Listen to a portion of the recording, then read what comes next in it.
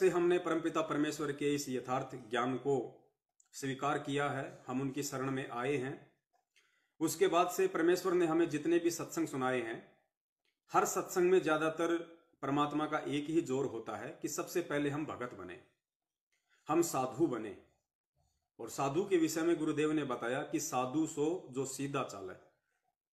संत वही होता है, भगत वही होता है, साधु वही होता है जो बिल्कुल सीधे तरीके से रहे, वो अपने परमेश्वर की रजा में राजी रहे। मालिक की वाणी भी है ना कि कुत्ता हूं गुरुदेव का, मोतिया दास का नाम। तो जैसा वो परमात्मा हमें रखना चाहे, जैसा परमात्मा हमें बनाना चाहे, जिन परिस्थितियों में परमात्मा हमें ढालना चाहे, हमें उस परमेश्वर के अनुसार उनके संकेतों को समझते हुए हमें वैसा ही भक्ति मार्ग पे व्यवहार करना चाहिए, तभी हम सफल हो सकते हैं, अन्यथा नहीं हो पाएंगे। तो संदेशा यह था पुण्यात्माओं कि आज हम जितने भी भगत भाई बहन हैं, तकरीबन कई लाखों की संख्या में सतगुरु रामपाल जी महाराज जी के शिष्य और शिष्य हैं। चाहे उन्होंने 2014 बरवाला कांड से पहले नाम दीक्षा ली हो, चाहे उन्होंने बरवाला कांड के बाद में नाम दीक्षा ली हो, वो सभी परमपिता परमेश्वर के ही बच्चे हैं।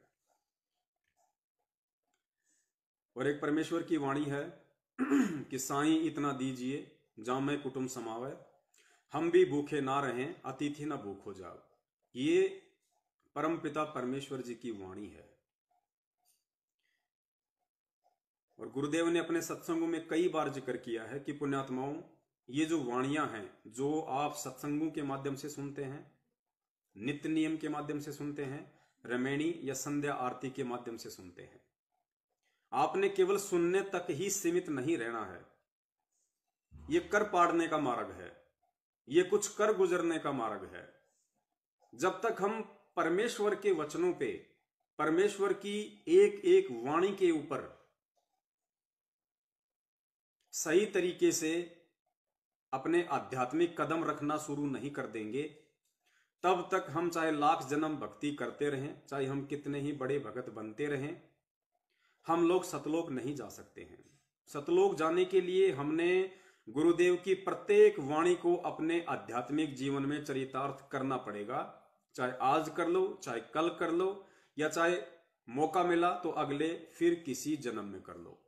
मालिक की वाणियों को, मालिक के सत्संगों को, मालिक के वचनों को अपने जीवन में उतारना पड़ेगा।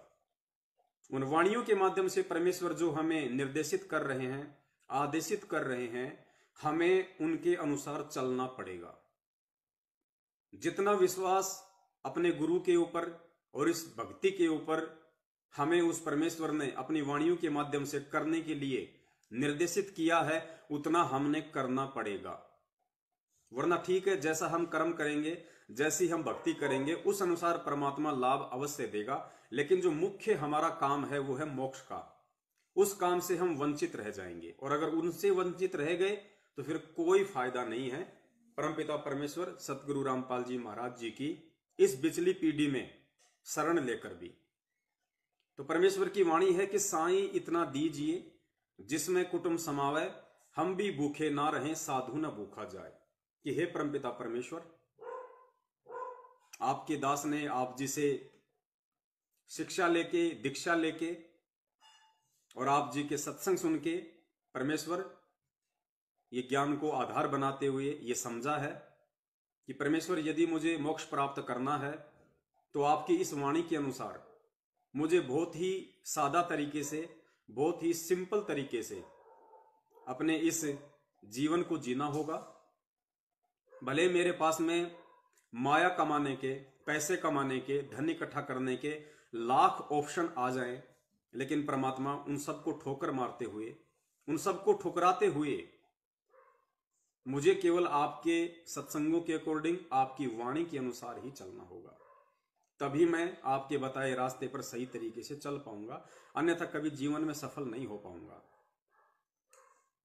और पुण्यात्माओं, एक चीज नोट करने की है, मालिक की एक वाणी भी है, हम नित्यनियम में भी पढ़ते हैं कि कीट न जाने भृंग को गुरु कर ले आप समान। ये वाणी है परमात्मा की कीट न जाने भृंग को, कि भाई गुरु को कीजिए दंडवत कोटि कोटि प्रणाम, और कीट न जाने भृंग को गुरु कर ले आप समान। इस वाणी का सरलार्थ करते हुए गुरुदेव ने बताया कि एक कीड़ा होता है भृंगी, और वो क्या करता है, वो किसी भी कीड़े को पकड़ लेता है, किसी भी कीड़े को, चाहे कोई दूसरी प्रजाति का हो, किसी भी कीड़े को पकड़ के और वो दीवार पे चिपका देता है, किसी भी मिट्टी वगैरह के साथ में, अपनी लार वगैरह के साथ में। और उसके बाद वो क्या करता है, वो उसके पास आके बार बार जैसी भी उसकी आवाज होती है, भ्रंग भ्रंग भ्रंग भ्रंग, वो करता रहता है। और कुछ ही दिनों में वो जो दूसरी प्रजाति का जो कीट था जिसको दीवार पे चिपकाया था, उसकी आवाज सुन सुन के वो भी एक दिन वैसा ही हो जाता है, भृंगी। इसलिए परमेश्वर कहते हैं कि गुरु को कीजिए दंडवत कोटि कोटि प्रणाम, और कीट न जाने भृंग को, वो जो कीड़ा था, वो जो कीट था, वो उस भृंगी को नहीं जानता था, नहीं पहचानता था। तो कीट न जाने भृंग को गुरु कर ले आप समान। लेकिन उस सतगुरु के आशीर्वाद से, उस सतगुरु की मेहनत से, उस सतगुरु की आवाज से कुछ ही दिनों में ऑटोमेटिक वो भी वैसा ही बन जाता है, उसको मालूम भी नहीं पड़ता है।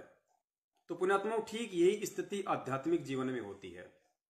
एक भगत जो परमात्मा से नाम उपदेश लेके अपना आध्यात्मिक जीवन शुरू करता है, और यदि उसका मकसद मोक्ष प्राप्त करना है, वास्तव में यदि वो भक्ति के मकसद से ही जुड़ा है और आत्म कल्याण करवाना ही यदि उसका मकसद था, तो उस आत्मा को एक दिन मालूम भी नहीं पड़ेगा, सतगुरु की संगति करते करते कब वो सतगुरु जैसा ही बन जाता है, उसको मालूम भी नहीं पड़ेगा। यही इस ज्ञान का सबसे बड़ा असर होता है। तो आध्यात्मिक जीवन में हमें कैसे रहना है, हमें कैसे चलना है, हमने किन किन मापदंडों का पूर्णतया पालन करना है, इस बात की यदि हमें सत्संगों से जानकारी ना हो पाए, किसी कारणवश सत्संग ना सुन पाने के चलते या साध संगति ना कर पाने के चलते, तो गुरुदेव ने इसका दूसरा सीधा सा तरीका बताया कि आप आध्यात्मिक जीवन में अपने गुरु को देख के चलिए। यदि आपका गुरु सच्चा है, सतगुरु है, शास्त्रों से आप जी को प्रमाणित हो चुका है, जो पहचान सतगुरु के विषय में बताई हुई है, और उसके बाद यदि आपने नाम दीक्षा ली है, तो फिर आपको वैसा ही आध्यात्मिक या सामाजिक जीवन जीना है जैसा कि आपका सतगुरु जी रहा है। तो जिन जिन भगत भाई बहनों ने परमपिता परमेश्वर सतगुरु रामपाल जी महाराज जी से नाम उपदेश लिया हुआ है, वो अपने पूज्य गुरुदेव जी के आध्यात्मिक और सामाजिक जीवन को देख सकते हैं कि किस प्रकार से उस परमात्मा की रहनी और करनी है, और वैसा ही वो परमात्मा आप और हम सभी को बनाना चाहते हैं। गुरुदेव ने बताया कि जीव पीव तो नहीं बन सकता, पीव कहते हैं परमात्मा को, और जीव आप और हम। तो गुरुदेव ने बताया कि जीव वैसे पीव तो नहीं बन सकता, परमात्मा तो नहीं बन सकता, लेकिन पीव के जैसा बन सकता है। और जब तक वो पीव के जैसा नहीं बनेगा, जब तक वो परमात्मा के जैसा नहीं बनेगा, तब तक वो भक्ति मार्ग में सफल नहीं हो सकता। तो बहुत सारे भगत भाई बहनों को समस्या आती है सामाजिक जीवन में, नाम दीक्षा लेने के बाद में, आध्यात्मिक जीवन में भी बहुत सारी समस्याएं आती हैं। तो उन्हें अपने सतगुरु को देख के चलना चाहिए, उन्हें अपने परमपिता परमेश्वर के पद चिन्हों पे चलना चाहिए। बहुत सारे भगत भाई बहनों को शादी विवाह में दिक्कत आती है, किसी को लेन देन में दिक्कत आती है, कोई ससुराल जाता है उसको टीका लेना, जवारी लेना, धोख लगाना, बहुत सारी चीजों में दिक्कत आती है। तो उन आत्माओं को अपने सतगुरुदेव जी को देख के चलना चाहिए कि मेरे सतगुरुदेव जी ने एक आम व्यक्ति की भूमिका करते हुए और जो एक लीला की है उन्होंने, उस लीला में जीवन में उनका क्या रोल रहा है। जब से मैंने नाम दीक्षा ली है, क्या तब से मेरा गुरु कभी किसी शादी में गया? क्या मेरे गुरु ने अपने रिश्तेदारी में यहां किसी की शादी अटेंड की? क्या मेरे गुरु ने शादी विवाह या अन्य किसी भी प्रकार के फंक्शन में कोई लेन देन किया? क्या मेरे गुरुदेव ने जब उनके भाणजों का, जो उनकी बहन के बच्चे हैं, जब उनकी शादी थी, विवाह था, तो क्या मेरे गुरुदेव भात लेके गए थे? क्या मेरे गुरुदेव वहां पे पटड़े पे चढ़े थे, अपनी बहन से तिलक निकलवाया था? क्या मेरे गुरुदेव किसी की 13वीं में गए थे, और गए थे तो क्या क्या फॉर्मेलिटी की थी? क्या मेरे गुरुदेव ने जब कभी उनके परिवार या रिश्तेदारी में किसी का कोई निधन हुआ हो, तो क्या उन्होंने किसी पंडित वगैरह को जो है बुला के पूजा पाठ करवाई थी? या जैसा उस पंडित ने निर्देशित किया था पिंड वगैरह भरवाने के लिए, मटके वगैरह फोड़ने के लिए, या अन्य किसी प्रकार के आडंबर करने के लिए, जो जो परंपरागत हैं, सदियों से चलते आ रहे हैं, क्या मेरे गुरुदेव ने कोई सहयोग किया? क्या किसी को नारियल भी लाके पकड़ाया? क्या नारियल के लिए 5 रुपए भी दिए गुरुदेव ने? आध्यात्मिक जीवन में आ जाइए, आध्यात्मिक जीवन में देख लीजिए अपने गुरुदेव को। क्या मेरे गुरुदेव ने जब से उन्होंने नाम दीक्षा ली 17 फरवरी 1988 से, तो जिस प्रकार से आज मैं इतना ज्ञान लेने के बाद भी, शिक्षा ग्रहण करने के बाद भी, गुरुदेव के द्वारा 27 साल से सत्संग रूपी खजाना लुटाने के बाद भी, जिस कदर मैं बात बात पे अपने गुरुदेव की अवज्ञा कर देता हूं, उन्होंने मुझे जो मर्यादा दी है, सत्संगों में जो आदेश दिए हैं, बार बार मैं उनको तोड़ देता हूं, मर्यादाएं खंडित कर देता हूं। क्या मेरे गुरुदेव ने 17 फरवरी 1988 से आज 2021 तक, क्या उन्होंने एक भी मर्यादा जो उनके मुंह बोले गुरुदेव स्वामी राम देवानंद जी महाराज जी ने उनको बताई या निर्देशित किया या लिख के दी, क्या एक भी मर्यादा मेरे पूज्य गुरुदेव जी ने तोड़ी है आज तक? उल्लंघन करने की सोची भी है आज तक? अगर नहीं तो पुण्यात्माओं, फिर हमें अपना आंकलन कर लेना चाहिए कि आध्यात्मिक जीवन में हम कहां हैं। और जब तक हम अपने पूज्य गुरुदेव जी के नक्शे कदम पे नहीं चलेंगे, उनके पद चिन्हों पे नहीं चलेंगे, तब तक पुण्यात्माओं, जैसी हम भक्ति करेंगे, गुरुदेव ने बताया उस भक्ति के अनुसार तुम्हें स्वर्ग में राजा भी बना दिया जाएगा, ब्रह्मा विष्णु महेश भी बना दिया जाएगा। तुम नीचे पृथ्वी पे आके सतयुग से लेके इस कलयुग तक तुम राजा भी बन सकते हो, लेकिन मोक्ष नहीं हो सकता। उसके बाद फिर 84 लाख में भी जाओगे। तो आज हमारे पास में सबसे बड़ा मौका है, एक सौभाग्य, एक गोल्डन चांस है कि आज हम परमेश्वर के प्रत्येक वचन के ऊपर सोने की तरह खरे उतर जाएं। छोटा सा ही तो जीवन है। असंख्य शीश हमने काल भगवान को दिए हैं, पशु पक्षी बनके, इंसान बनके भी इसने शीश लिए हैं। क्या पता हम किसी राजा की सेना में सैनिक रहे होंगे, हमने बहुत सारी लड़ाइयां लड़ी हैं, दुश्मनों ने हमारे शीश भी उतारे होंगे तलवारों से, हमने भी लोगों के उतारे होंगे। तो परमेश्वर की वाणी है कि करोड़ों शीश तूने दे दिए, यम राजा की फेंट। फेंट का मतलब गुरुजी ने बताया, फेंट का मतलब होता है झटके से, जबरदस्ती लेना। करोड़ों शीश तूने दे दिए यम राजा की फेंट, इस काल ने झटके से जबरदस्ती तेरे करोड़ों शीश उतारे हैं। कभी मुर्गा बना के, कभी बकरा बना के, कभी बकरी बना के, कभी सैनिक बना के। और एक शीश दे के देख ले, सतगुरु अपने की भेंट। भेंट होता है प्यार से, प्रेम से, ज्ञान समझ के। गुरुदेव कहते हैं कि बेटा एक शीश तू मेरे को दे दे, बस तेरा ये, और ये जीवन भी मैं तेरा पूरा कहां मांग रहा हूं नालायक। आधे से ज्यादा जीवन तो तूने मौज मस्ती में निकाल दिया। अगर तू ये सोचे कि मैंने तो कोई मौज मस्ती की नहीं, मैंने तो जीवन के आनंद लिए नहीं, तो परमात्मा कहते हैं नालायक, तेरी 30, 35, 40 साल की उम्र हो रही है, अब जाके तू मेरी शरण में आया है। तेरी खोपड़ी से लेके नीचे तक तेरे सफेद बाल हो गए, तेरे बच्चे मौज मस्ती करने के लायक हो गए, तो तूने भी तो सारी मौज मस्तियां कर ली। अब तो कम से कम ये आगे का बचा कुचा 10, 20, 15, 25, 30 साल का जो तेरा जीवन है, ये तो कम से कम तू मेरे को भेंट कर दे। देखो मांग रहा है परमात्मा हमसे, कह के मांग रहा है, जबकि ये तो बिना बिना कहे देना होता है, ज्ञान समझ के। लेकिन फिर भी वो परमात्मा देखो हमें पार करने के लिए, अपने बच्चों को समझाने के लिए कहता है, शीश एक दे के देख ले, सतगुरु अपने की भेंट। अपने सतगुरु को प्यार से ये शीश उनको सौंप दे। उनके चरणों में रख दे कि परमात्मा चाहे इसको काटो, चाहे जो मर्जी करो, ये दास का जो शरीर है, इस दास के शरीर के खून का एक एक कतरा परमात्मा आपका है। चाहे इस जन्म में पार करो, चाहे अगले जन्म में करो, चाहे अगले किसी जन्म में पार करो। इस दास का अपना कुछ भी नहीं है परमेश्वर, सब कुछ आपका है। और फिर परमात्मा ने शीश देने का मतलब बताया कि वे सतगुरु कभी ये शीश नहीं लेता। आध्यात्मिक जीवन में शीश देने का मतलब है अपनी इच्छाओं को खत्म कर देना, अपनी वासनाओं को खत्म कर देना, इस मान बड़ाई और अहंकार को खत्म कर देना। और जैसा सतगुरुदेव जी ने अपने सत्संगों में मुझे बनने का निर्देश दिया है, साधु बनने का, भगत बनने का, संत बनने का, बस उस अनुसार मैं अपनी रहनी करनी करूं, गुरु की प्रत्येक आज्ञा का मैं पालन करूं, गुरुदेव की अवज्ञा करने की कभी मैं सौपन में भी ना सोचूं। जैसा मुझे गुरुदेव निर्देशित करें वैसा ही मैं करूं, उनके प्रत्येक वचन पे मैं खरा उतरूं।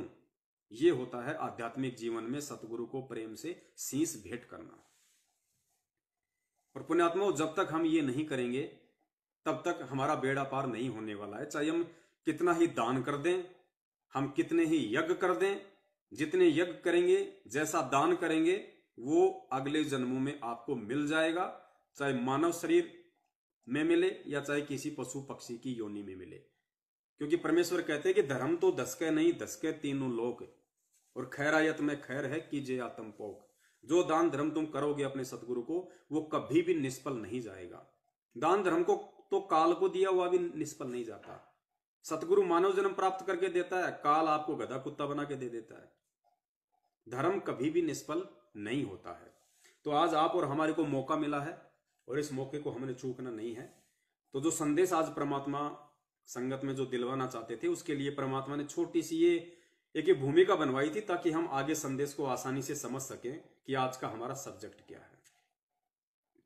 तो परमेश्वर की जो वाणी है कि साईं इतना दीजिए जिसमें कुटुंब समावे, हम भी भूखे ना रहें और अतिथि ना भूख हो जाए।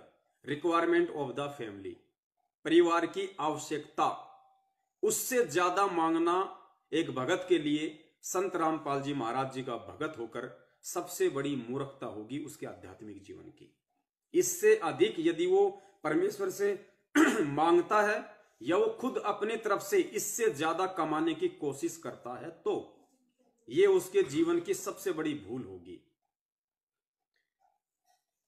बहुत सारी वाणियां हैं परमेश्वर की। एक वाणी में परमपिता परमेश्वर ने समझाया है हमें बड़े प्रेम से। माया का अंग है, दास को थोड़ी सी टूटी फूटी याद है, जितनी याद है उतनी दास आपको बताने की पूरी कोशिश करेगा।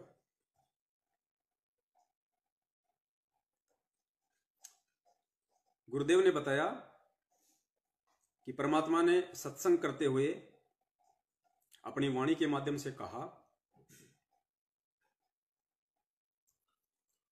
कि दानी को नहीं देत हूं, ना राखूं वर्ष करोड़, ये माया है सूम की बंदी सूम गलडोर। गुरुदेव ने कहा कि जो मेरा भगत दान करेगा उसको मैं धन नहीं दूंगा। धन नहीं देने का मतलब उसको उतना ही दूंगा रिक्वायरमेंट ऑफ द फैमिली। क्योंकि हम वाणी भूल सकते हैं, परमात्मा अपनी वाणी नहीं भूल सकता। तो परमेश्वर ने कहा कि दानी को नहीं देत हूं, जो दान करेगा उसको मैं धन नहीं दूंगा। अब देखना पुण्यात्माओं, इन परमेश्वर की वाणियों पे गौर करना। आज 90% भगत समाज दान यही सोच के करता है कि मुझे धन और ज्यादा मिलेगा। क्योंकि परमेश्वर ने भी अपनी वाणियों में जिक्र किया है कि भाई धन चाहे तो दान कर और मुक्ति चाहे तो नाम। लेकिन परमेश्वर की किस वाणी का कहां पे क्या अर्थ निकलेगा, इस चीज को समझना ही परमेश्वर के उस परमेश्वर के सत्संगों के संकेतों को समझना है। यही तत्व ज्ञान है जो एक शिष्य अपने सतगुरुदेव जी से सीखता है। तो दो वाणियां परमेश्वर ने बोली कि धन चाहे तो दान कर और मुक्ति चाहे तो जप नाम। और दूसरी वाणी में परमात्मा कह रहे हैं कि दानी को नहीं देत हूं ना राखूं वर्ष करोड़। जो मेरा भगत दान करेगा उसको मैं धन नहीं दूंगा, ना राखूं वर्ष करोड़। उसको धन देकर, दान करने वाली पुण्य आत्माओं को धन देकर मैं करोड़ों वर्षों तक इस काल की जेल में नहीं रखना चाहता। दानी को नहीं देत हूं ना राखूं वर्ष करोड़। ये माया है सूम की। सूम होता है कंजूस आदमी। ये माया है सूम की बंदी, सूम गलडोर। इस माया को तो मैं कंजूस व्यक्ति के ही पैरों की बेड़ियां बना के उसको पहना के रखूंगा। भगत के लायक माया नहीं होती है, भगत के लिए माया नहीं होती है। तो फिर किसी भगत ने सवाल किया कि हे परमपिता परमेश्वर, भगत तो दान ही ये सोच के करता है कि दान करेंगे तो धन मिलेगा, धन मिलेगा तो फिर मकान खरीदेंगे, प्लाट खरीदेंगे, 100 प्रकार के काम जोड़ेंगे। लोग तो दान ही धन की प्राप्ति के लिए करते हैं, और आप कह रहे हो कि दानी को नहीं देत हूं ना राखूं वर्ष करोड़। तो परमेश्वर, फिर जो दान करने वाला जो आपका भगत है उसको फिर आप क्या दोगे अगर धन नहीं दोगे तो परमेश्वर ने बड़े प्यार से कहा कि दानी को तो देत हूं ज्ञान ध्यान विश्वास। देखना पुण्यात्माओं, पूज्य गुरुदेव जी ने बताया कि ज्ञानी को तो देत हूं, दानी को तो देत हूं ज्ञान ध्यान विश्वास, भक्ति गरीबी और बंदगी, ज्यों निपजे निज दास। जो मेरा भगत दान करेगा, कौन सा भगत? ज्ञान को समझ के जो दान करेगा, ज्ञान को समझ के जो दान करेगा, उस मेरी प्यारी आत्माओं को मैं क्या दूंगा? दानी को तो देत हूं ज्ञान ध्यान विश्वास। ज्ञान क्या? इस परमेश्वर के पूर्ण मोक्ष मार्ग की जानकारी, यथार्थ जानकारी, तत्व भेद।